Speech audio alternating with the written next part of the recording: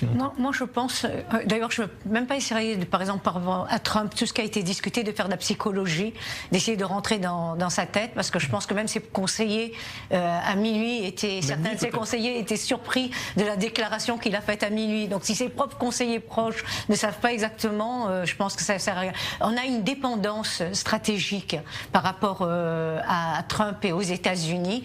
Il faut pas que ça soit aussi un aveuglement dans cette dépendance. C'est surtout ça, il faut qu'on. En fait, Israël.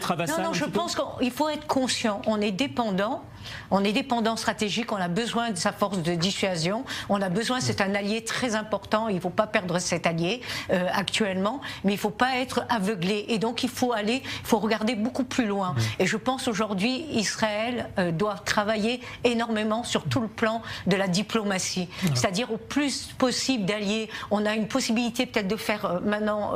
Déjà, la première chose, je voudrais dire, il faut libérer les otages.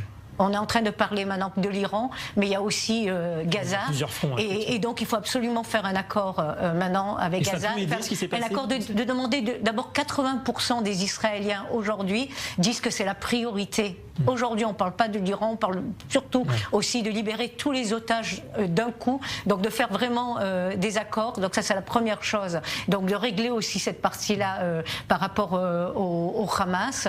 Et évidemment, ça ne veut pas dire qu'on a éliminé tous les problèmes, mais ça veut dire que doucement, on va pouvoir aussi, parce que la force militaire, c'est très important, et on l'a vu combien elle était importante, mais elle n'est pas suffisante. Elle n'est pas suffisante pour régler tout.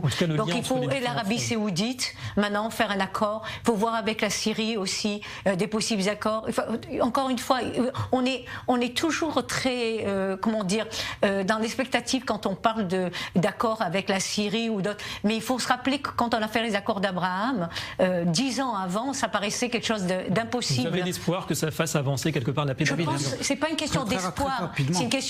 C'est pas une question ni de naïveté et ni d'espoir. Je pense que Israël doit faire un énorme travail aujourd'hui diplomatique, et je compte sûrement sur mes amis à Paris et sur beaucoup d'autres personnes dans le monde entier de nous aider sur ce plan-là aussi, de faire bien expliquer Israël.